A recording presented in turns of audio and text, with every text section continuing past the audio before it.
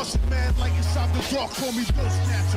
Just the brother for the rapture. I hang live, holding on strong, hard to capture. Extravagant, resurrect the track and it's militant. And I react like a garden and start killing. It's manifesting. The God's work like appliances, dealing in my sight like a lot. Yo, what's going on, everybody? It's your boy Naruto Explain here, bringing you guys another discussion for Boruto Naruto Next Generations. And today we're going to be talking about the manga. In particular, we're going to be talking about the continued fallout of the events of Boruto chapter 67. So for those of you guys who have read the chapter, you already are aware of the fact that Momoshiki basically made one hell of a sacrifice by converting the remaining 18% of his DNA into Boruto's body in order to prevent Boruto from dying from the mortal wound that Kawaki gave him. And as a result of this, Boruto is now 100% Otsutsuki, and I've seen a lot of people freaking out saying this officially makes Boruto too overpowered. So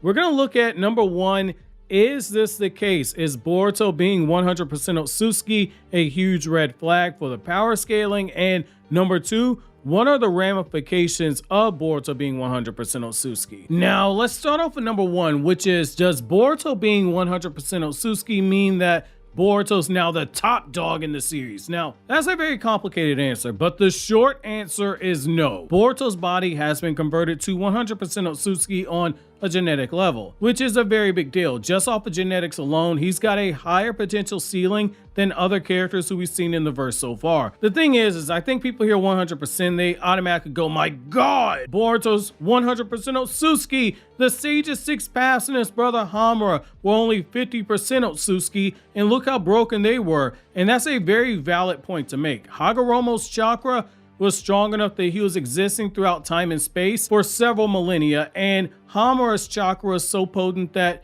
he could appear in front of Hinata during the events of Naruto the Last. When it comes to the chakra, the Otsutsuki are on a different level. They're a lot like Celestials in the MCU, what they're going to be. They're so overpowered that it's absolutely unfair, but they're not untouchable. That being said, we've seen in the Naruto series that people not born into the Otsutsuki clan can catch and surpass them in power.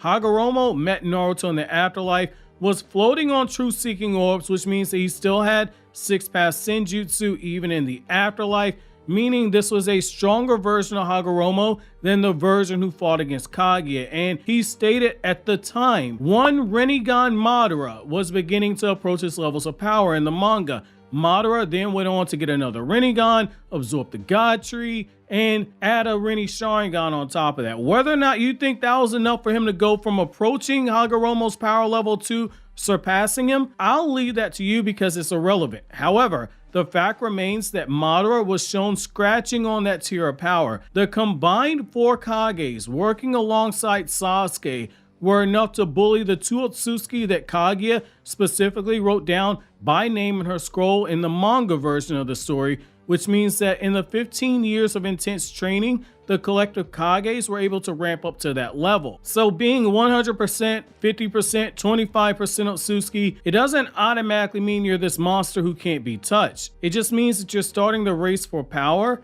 in a more privileged starting point than anybody else. I think the worry about Boruto having 100% Otsutsuki genetics is a tad bit overblown by fans. Now, to illustrate this, I'm going to use two examples, one from the real world and one from a series that heavily inspired both Naruto and Boruto. So in the real world, there are people who just hit the genetic jackpot, and it's why you hear people say that they refer to them as prodigies, as raw and untamed talent, because they're just going off of their God-given abilities, but they don't have any focused direction for their talent, which is where a mentor typically steps in to get the most out of them in order to draw out everything that they were born with. To use a fictional example to hammer this home, Dragon Ball has a character in Frieza who debuted in Dragon Ball Chapter 247, and throughout the entire Namek saga, it became clear this man was just built different, to the point where Goku had to break his limits twice, once by going Kaioken times 20 just to briefly match a suppressed Frieza in power, and then he had to unlock Super Saiyan, which is a 50 times multiplier plus a Rage Amp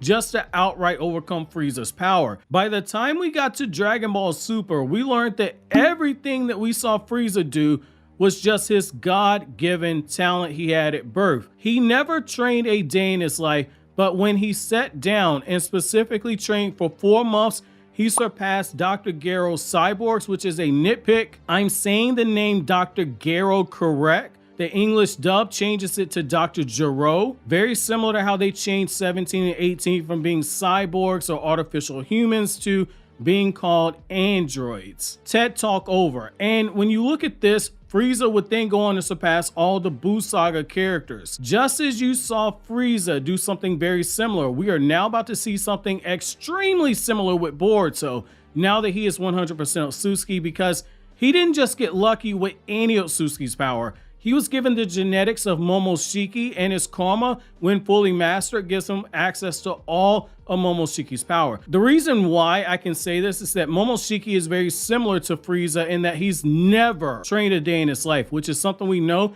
based off of the Boruto light novel, set in the Boruto Academy era, and from the Boruto movie novelization. All of Momoshiki's power is just power he was born with. None of his jutsu is jutsu he had to master on his own. Just as when Naruto got Hagoromo's chakra, he gained instant understanding of all things chakra to the point where he could recreate Kakashi's eye, and when he was given the chakra from all the Biju, Naruto was able to use bull release and lava release with no type of problem. However, Boruto right now is in possession of those same genetics of Momoshiki, and Boruto has had the spirit of a ninja drilled into him by his mentors. Boruto isn't afraid of training to master his power. Giving someone like Boruto, who's already been blessed genetically, a major upgrade like this is going to be every bit as dangerous to this Naruto verse as Frieza ended up being in Dragon Ball Super, where if Frieza didn't stop his training short, Frieza could have killed Goku and Vegeta easily. It's the same thing here. Boruto's going to have the opportunity to take Momoshiki's genetics and through training, draw out levels of power that Momoshiki would never have dreamed of getting to because Momoshiki was too lazy to train. Now, this brings us to the next part of this conversation, which is this need that people have to lowball characters in the Boruto era. People see Naruto now without Kurama and they automatically say he's pain arc level because the level of Sage Mode that instantly comes in mind is that from the pain arc, even though this current Naruto would beat the brakes off of Sage Mode Naruto. The same thing is happening with Boruto. People say his ceiling will only be 100% Momoshiki, which goes back to the issue of people just associating to what they're most familiar with. Momoshiki's power is a baseline, but Boruto's ceiling is not capped at only Momoshiki's. Fully mastered Karma Boruto is just the floor for Boruto's power, or rather it's the foundation. Everything afterwards is what Boruto's going to build onto that power via training. Just as you have a foundation for a house and then the house itself is built on top of the foundation, think of that with Boruto using Momoshiki's power. Kawaki's been given the genetics and power from a stronger Otsutsuki, and we can all agree Isshiki would destroy Momoshiki. Even Momoshiki knows that based on the fact that he pretended to be unconscious during the Baryon Mode Naruto versus Isshiki battle. The fact is that Kawaki, based off of Boruto chapter 58, acts just like Otsutsuki. He wants power as fast as possible. He's willing to step over the basics to get power. He's just like Boruto was before Sasuke got a hold to him and began to train him. Boruto won't be above applying the basics to his training and learning how to draw every bit of power that he's been cursed with via Momoshiki and eventually surpass his own limits. This brings us to aspect number 2. Boruto has major ramifications moving forward because genetically he isn't human. We don't know if this means that there will be Otsutsuki traits that will come into play, like the need for him to evolve his DNA. It makes putting Boruto in close proximity to the Ten Tails a real danger for reasons other than him being fed to the Ten Tails. We also have the issue of Boruto's lifespan. Otsutsuki have insanely long lifespans. The half-breeds like Hagoromo, they don't live out a super long lifespan. It's longer than most humans, but they don't live as long as their other counterparts. However, it's worth noting that based off of the Boruto movie novel, the Boruto movie itself, and the Boruto movie data book, that the pills that Momoshiki creates via chakra that he harvests is what extends his lifespan, which means that the lifespans without the pills could be hypothetically shorter than what we might believe. However, I want to know from you guys, how big of a deal is Boruto 100% Otsutsuki? Let me know down in the comment section below, but as always, guys, like anything I had to say, don't forget to comment, rate, subscribe, and share. Thank you so much for watching to the end. Have an awesome day, guys.